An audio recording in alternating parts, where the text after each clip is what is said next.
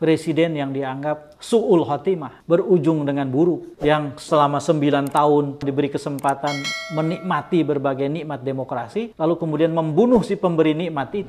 Jadi menjadi presiden itu bisa menjadi penjahat pemilu.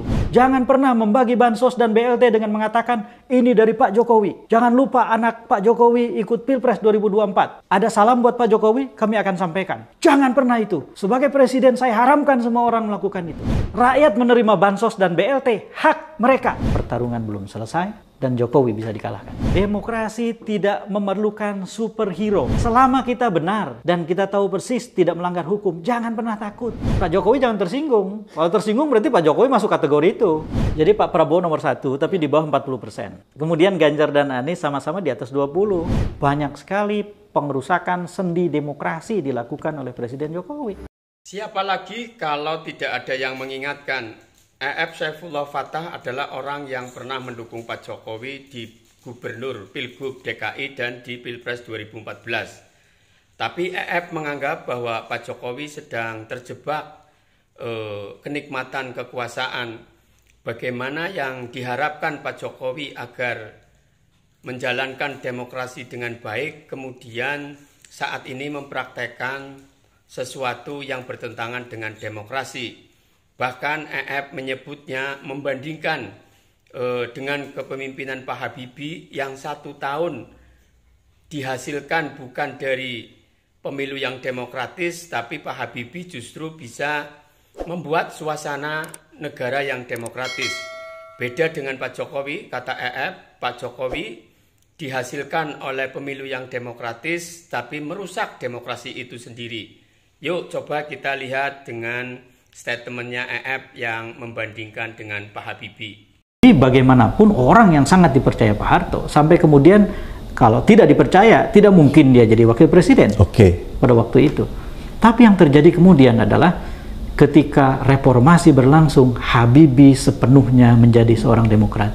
Ketika pertanggungjawabannya sebagai presiden tidak diterima, dia memaksa untuk tidak bersedia diajukan sebagai kandidat. Padahal sebenarnya masih bisa ya. Ada tokoh-tokoh dalam Golkar yang masih menginginkan dia maju. Pak Habibie yang menolak. Dan tidak ada aturan ya kalau laporan pertanggungjawaban ditolak nggak bisa maju kan? Nggak ada aturan. Tidak ada aturan. Berarti dia bisa ya? Dia bisa. Iya. Lalu kemudian dia menyelenggarakan pemilihan umum tanpa cawe-cawe.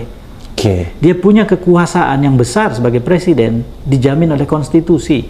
Tetapi dia tidak melampaui kekuasaan yang besar itu, dan kekuasaan yang besar digunakan untuk menyelesaikan pemilu yang berkualitas pada waktu itu. Habibie membuat banyak sekali undang-undang pada waktu itu, karena dia tahu persis bahwa masalah yang sangat serius pada waktu itu adalah aturan lama ditolak, aturan baru belum ada. Itulah yang disebut transisi. Kalau itu tidak dipercepat proses penyelesaiannya, itu akan berlarut-larut. Indonesia harus berterima kasih sama Habibie karena transisi menuju demokrasi dipercepat oleh kepemimpinan yang luar biasa. Itulah husnul khotimah. Saya mengenang Habibie sekarang sebagai seorang demokrat. Ketika saya membaca Al-Fatihah untuk Habibie, mendoakan Habibie hidup tenang bahagia di surganya Allah, saya membayangkan di kepala saya dia seorang demokrat. Semua hal yang pernah dilakukan di masa lalu menjadi tidak penting buat saya. Karena di ujung ketika Habibie punya kesempatan sekalipun sangat pendek, dia gunakan itu sebaik mungkin. Jelas ya pernyataan statement Mas Kang E.F. Saifullah Fattah. Jadi kita itu dalam bernegara tidak menggunakan kebencian pada pribadinya, tapi kita mengkritik kebijakan yang kurang bijak. Karena nanti kita sebagai orang yang menggemakan suara-suara kebenaran dalam bernegara nanti akan diserang, dianggap menjelek-jelekan orang, kemudian dianggap menghibah dan lain sebagainya.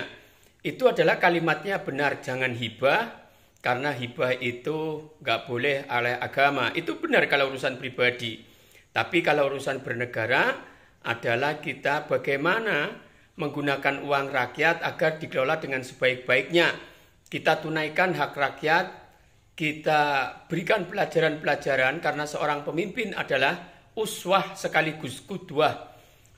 pemberi panutan ya, memberi panutan, memberi tuntunan kepada masyarakat karena dirinya adalah panutan. Bagaimana kepala negara adalah dipanuti oleh rakyatnya. Semoga bermanfaat. Sekali lagi, jangan gunakan kalimat kebenaran untuk membela kebatilan ya.